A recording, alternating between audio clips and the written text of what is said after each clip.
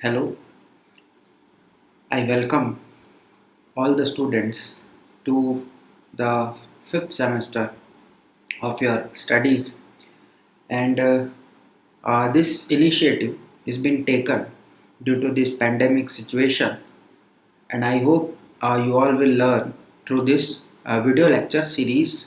So today we'll start our subject, that is electrical machine 2 for the fifth semester. And I once again welcome you all to the lecture series. So let's start. इससे पहले आप सभी को एक बात ज़रूर कहना चाहूँगा कि ऐसे जो समय आपके पास मिल रहा है वह उस समय का आप बहुत अच्छा सदुपयोग करें और उन समय को आप पढ़ाई में लगाएं। इसके अलावा आप बहुत सारी ऐसी चीज़ों में भी लगाएं जो आपके फ्यूचर के लिए इम्पॉर्टेंट है, खास करके आपके जॉब के पर्सपेक्टिव के लिए। अपने पर्सनालिटी डेवलपमेंट पर भी ध्यान दें। अब क्योंकि आप फाइनल ईयर में आ चुके हैं तो अब आपको इस पर भी ध्यान देने की आवश्यकता है। तो चलिए आज का ये लेक्चर स्टार्ट करते हैं। आई होप कि आप सभी इस लेक्चर को एंजॉय करेंगे। So let's start. Now distribution of marks and periods. Now the final year is just brief of what you have learned in the fourth semester। हमने fourth semester में machine 1 पढ़ा था। इस सेमेस्टर में fifth semester में हमको machine 2 पढ़ना है, इलेक्ट्रिकल मशीन 2, जिसमें again total number of units are 5, जैसा कि आपके मशीन 1 में था। और जो एसी मशीन्स के बारे में यहाँ हमको पूरा पढ़ना है। हमने डीसी मशीन जो है वो पूरा का पूरा मशीन 1 में पढ़ लिया है। आप सभी ने पढ़ लिया है transformers, 3 phase transformers, DC machines और सिंगल फेज इस सेमेस्टर में पढ़ेंगे और 3 फेज एसी मशीन्स भी पढ़ेंगे। तो टोटली आप बोल सकते हैं कि ऑन एन एवरेज आपको पूरा का पूरा यहाँ एसी मशीन्स से डील करना है। Now difference between AC and DC आपको पता होना चाहिए। बहुत इंपॉर्टेंट चीज़ है, बहुत छोटी सी चीज़ है, लेकिन ये आपको बीइंग एन इलेक्ट्रिकल स्टूडेंट आपको ये क्लियर होना चाहिए। आई होप कि आप सभी को ये बातें क्लियर होंगी।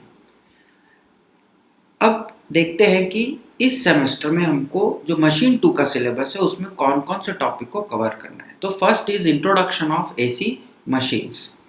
फर्स्ट चैप्टर में आपको केवल और केवल इंट्रोडक्शन है, एसी मशीन्स क्या हैं और मशीन्स जो होंगे उनके कौन कौन से पार्ट्स होंगे उनके बारे में हमें थोड़ा बहुत जानकारी पढ़ना है। एसी डीसी मशीन का डिफरेंस भी पढ़ना है इस चैप्टर में, और इसके लिए टोटल मार्क्स जो है वो 5 मार्क्स का है। एक क्वेश्चन यहाँ से आता है।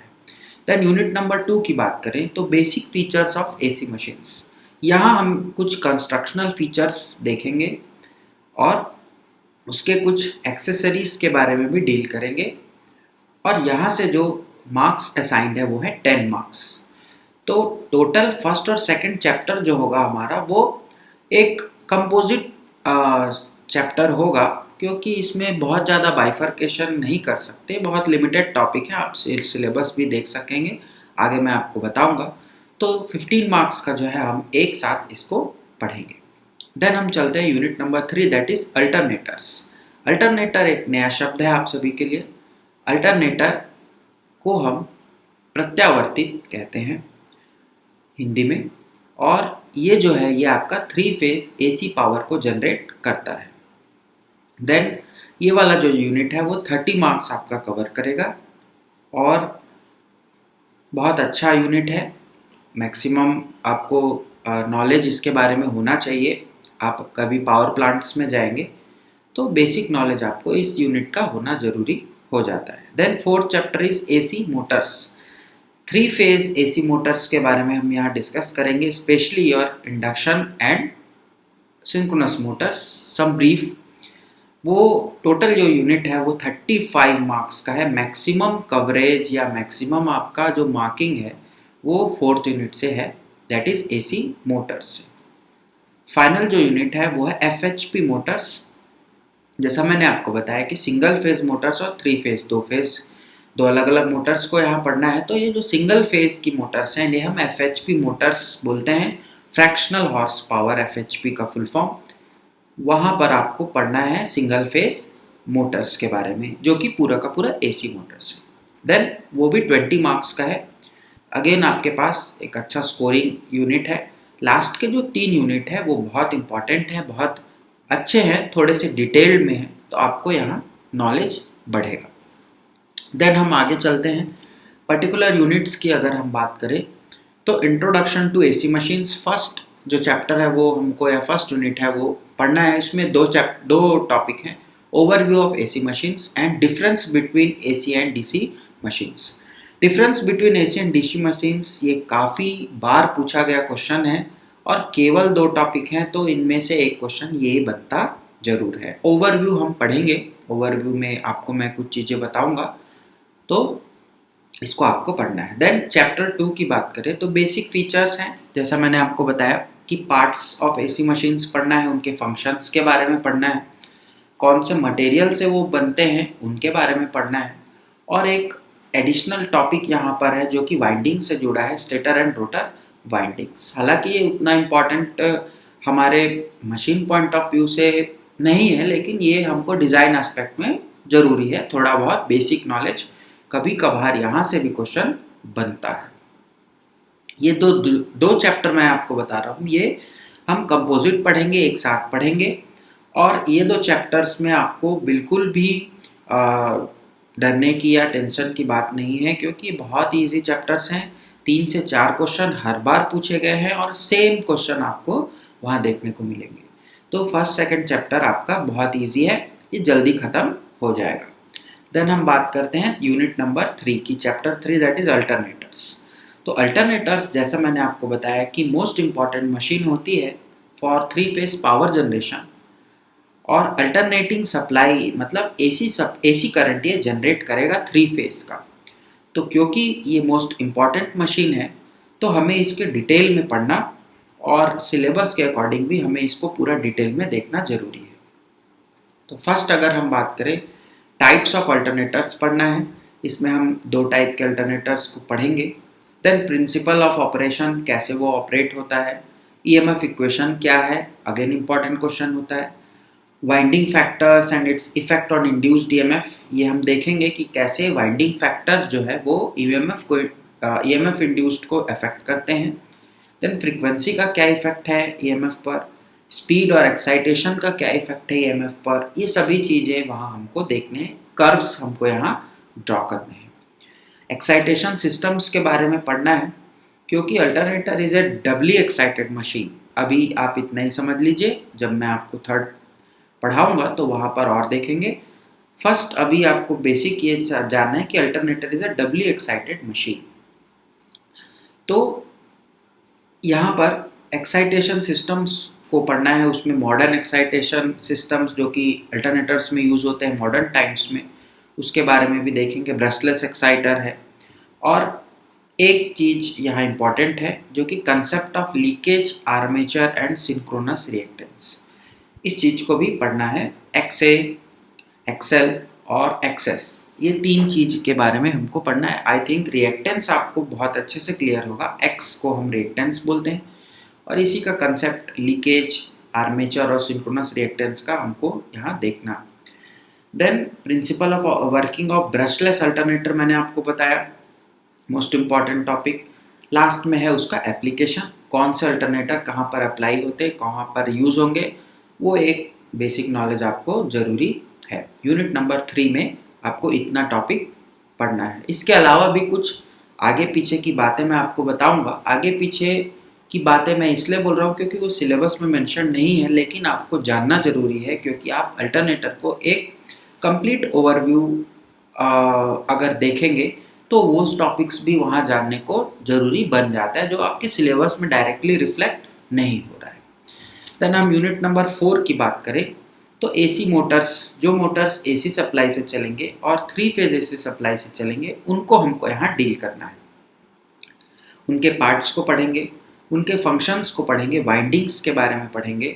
देन रोटेटिंग मैग्नेटिक फील्ड को पढ़ेंगे, कैसे बनता है और इसका क्या काम है, क्यों इम्पॉर्टेंट है, ये नहीं होगा तो मोटर चलेगी या नहीं चलेगी, इन सब के बारे में जानेंगे। Then stator and rotor current के इक्वेशंस को हम यहाँ देखेंगे। कुछ इम्पॉर्टेंट पॉइंट्स यहाँ मैं नोट कराऊंगा आपको। देन फ्रीक्वेंसी ऑन स्लिप, इन दोनों के बीच का हम एक कर्व, या स्पीड और स्लिप के बीच का एक कर्व, टॉर्क स्लिप कर्व हम यहाँ पर खींचेंगे जरूर। फिर टॉर्क इक्वेशन के बारे में पढ़ेंगे। टॉर्क इक्वेशन आप सभी जानते हैं, मोटर्स में हमने पढ़ा है, डीसी मोटर्स में सेम यहाँ पर भी टॉर्क इक्वेशन पढ़ना है। जैसे हम डीसी जनरेटर में ईएमएफ इक्वेशन पढ़े थे, वैसे ही अल्टरनेटर में ईएमएफ इक्वेशन था। एसी मोटर्स के केस में यहाँ टॉर्क इक्वेशन होगा। Then again condition for maximum torque, ये तो हम जानते हैं कि कैसे निकालते हैं, मैक्सिमम कंडीशन कैसे निकालते हैं, ये मैं आपको मशीन 1 में पढ़ा चुका हूँ। सेम चीज़ यहाँ पर भी करना है। Then torque speed curves, torque और स्पीड के बीच कर्व ड्रॉ करेंगे।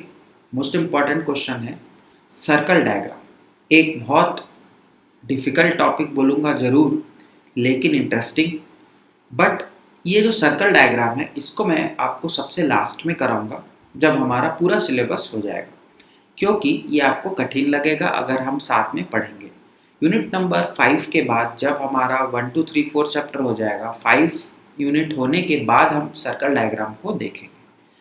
Necessity of induction motor starters, starters के बारे में पढ़ना है। जैसे हम डीसी मोटर स्टार्टर्स पढ़े थे, ऐसे ही हमें इंडक्शन मोटर के स्टार्टर्स को पढ़ना है, उनके टाइप्स को पढ़ना है। फिर स्पीड कंट्रोल आपको पता है, डीसी में भी हमने किया था और हम एसी में भी करेंगे। मोटर्स में आपको ये पिन पॉइंट टॉपिक्स हैं, एकदम आपके फिंगर टिप्स में आप गिन सकते हैं। टॉर्क इक्वेशन, देन आपका speed torque curve, then speed control, then starters, then types of motors. ये इतने टॉपिक हमको एकदम उंगलियों में याद रहना चाहिए कि मोटर के बारे में कितना हमें पढ़ना है, जनरेटर के बारे में कितना हमें जानना है। फिर हम बात करते हैं लास्ट चैप्टर की, जो कि चैप्टर नंबर 5 है, एफएचपी मोटर्स। इसमें construction of fractional horse power Motors, ये हमको पढ़ना है, कैसे वो बनते हैं, कौन कौन से पार्ट्स होते हैं, उन पार्ट्स का क्या क्या फंक्शन है। फिर स्टार्टिंग मेथड्स पढ़ना है, और इसी स्टार्टिंग मेथड्स ही हमारे यूनिट नंबर 5 का मोस्ट इम्पॉर्टेंट टॉपिक है, क्योंकि स्टार्टिंग मेथड से ही हम उनके टाइप्स को डिफाइन करेंगे और प्रिंसिपल ऑफ वर्किंग वहाँ से हमको समझ में आएगा जब हम टाइप्स पर उसको डिफाइन कर देंगे। Then application of FHP motors, कहाँ कहाँ ये एफएचपी मोटर्स यूज़ होती हैं, डिफरेंट एप्लीकेशंस को पढ़ना है। घरों में यूज़ होने वाले जो मोटर्स हैं, खास करके आपका जो फैन है, वो यहाँ हमको देखना जरूरी है, FHP fractional horse power Motors. इस क्लास के बारे में मैं आपको कुछ ब्रीफ बताना चाहूँगा। अभी जो ऑनलाइन ये जो क्लास चालू होने वाली है, इस क्लास से पहले आपको टॉपिक्स पे डिस्कशन होगा, वीडियोस पोस्ट होंगे, और उसके बाद आपके लिए एक डाउट सेशन रखा जाएगा, जो कि आपके टाइम टेबल में दिया गया है, आप सभी को पता भी होगा। ट्यूटोरियल वाली जो क्लास होगी वो डाउट सेशन के रूप में होगी, और वहाँ पर हम क्या करेंगे, वहाँ हम आपके डाउट्स को क्लियर करेंगे, और कुछ असाइनमेंट क्वेश्चंस भी मैं आपको दूंगा, चाहे ऑनलाइन हो चाहे ऑफलाइन हो, आपको वो असाइनमेंट्स करने हैं, वो हम उसी क्लास में देखेंगे। इसके अलावा आप बुक्स के लिए अगर बात करें, तो अगर आपके नेट की अच्छी फैसिलिटी है, फिर से मैं इस पॉइंट को बोलना चाहूँगा, तो आप ज़रूर ऑनलाइन बुक्स देख सकते हैं। BL थेरेजा की जो बुक है पार्ट 2, अगर आपको ऑनलाइन अवेलेबल है तो आप देखिए इंग्लिश मीडियम में, लेकिन हिंदी के नोट्स आपको मिल जाएंगे, वो मैं आपको topic wise unit wise provide करूँगा। तो don't worry about the notes, just concentrate on the studies, और आप पढ़ते जाइए। धीरे धीरे हम इस सिलेबस को एक एक लेक्चर में कवर करते जाएंगे। तो आज के इस लेक्चर में इतना ही। आप सभी का जुड़ने के लिए बहुत बहुत धन्यवाद, and I must say keep learning, और आगे के वीडियोस भी आप ज़रूर देखेंगे, जिससे आपको ये लेक्चर की सीरीज़ है वो मिस नहीं करना है। अगर आप कोई भी एक लेक्चर मिस करेंगे तो आपका नेक्स्ट जो क्लास होगी वो आपको ज़्यादा क्लियर नहीं होगी। तो आई होप कि आप सभी इसको ज्वाइन करेंगे और सारे वीडियोस को आप ज़रूर देखेंगे। So thanks for joining, thanks for watching, all the best, we will meet in the next lecture. Thank you very much.